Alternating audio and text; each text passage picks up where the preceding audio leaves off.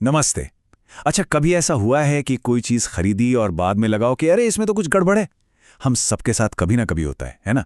तो आज की चर्चा इसी पर है कि जब ऐसा हो तो एक खरीदार के तौर पर हमारे पास क्या ताकत है, क्या अधिकार हैं।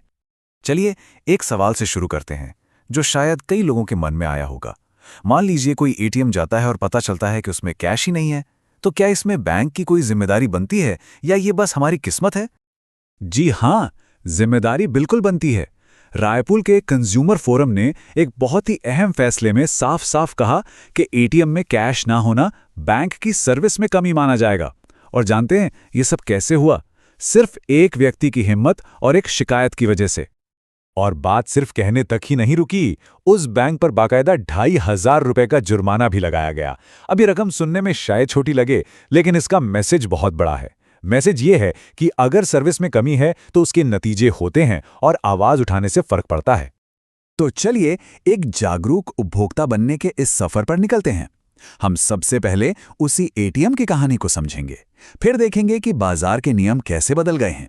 उसके बाद जानेंगे हमारे 6 सुरक्षा कवच क्या हैं, न्याय पाने के रास्ते कौन से हैं, और आखिर में बात करेंगे कि एक जिम्मेदार उपभोक्ता कैसे बना जाए। तो पहला भाग, एक एटीएम की कहानी। देखिए, ये सिर्फ एक एटीएम या एक बैंक का मामला नहीं है। ये असल में उन ढेरों परेशानियों का एक उदाहरण है जिनका सामना हम जैसे उपभोक्ता लगभग रोज ही करते हैं। सोचिए जरा, खाने पीने की चीजों में मिलावट, टीवी पर झूठे विज्ञापन, तय दाम से ज्यादा पैसे वसूलना या फिर खराब क्वालिटी की सर्विस।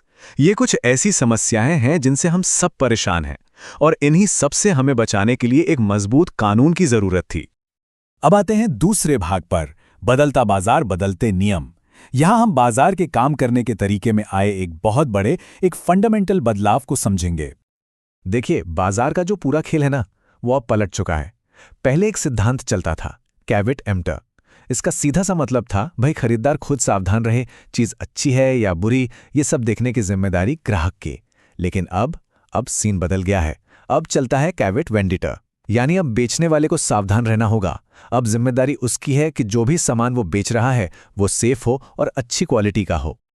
और इसी नई सोच को जो कानून ताकत देता है वो है उपभोक्ता संरक्षण अधिनियम 2019। और ये कानून सिर्फ गली मोहल्ले की दुकानों पर ही नहीं, बल्कि बड़ी बड़ी ई कॉमर्स कंपनियों से लेकर हर तरह के बिजनेस पर लागू होता है। ये सीधे सीधे उपभोक्ताओं के हाथ में पावर देता है। तो सवाल ये है कि ये कानून हमें कौन सी शक्तियां देता है? ये हमें देता है 6 सुरक्षा कवच। और ये सिर्फ किताबों में लिखे नियम नहीं हैं, बल्कि ये हमारी रोजमर्रा की जिंदगी में काम आने वाले असली हथियार हैं।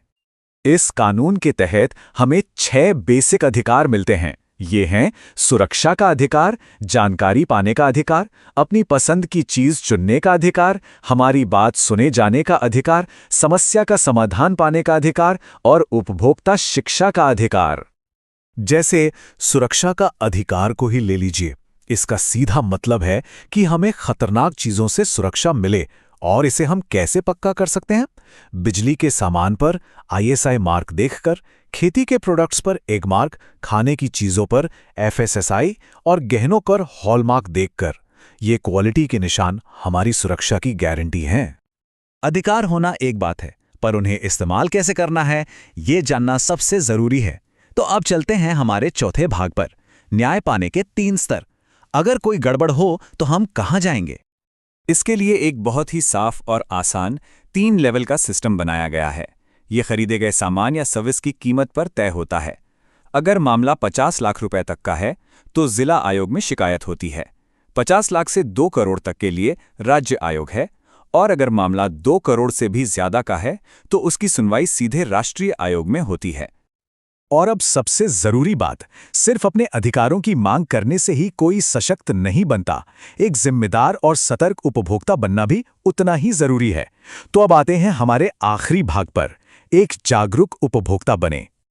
एक समझदार उपभोक्ता होने का मतलब है कुछ जिम्मेदारियां भी निभाना, जैसे खरीदारी का पक्का बिल हमेशा लेना, सामान पर जो लेबल है उसे ध्यान से पढ़ना, कोशिश करना कि हमेशा क्वालिटी मार्क वाला स्टैंडर्ड सामान ही खरीदें, और हाँ, जमाखोरी या कालाबाजारी जैसी गलत चीजों को कभी सपोर्ट नहीं करना।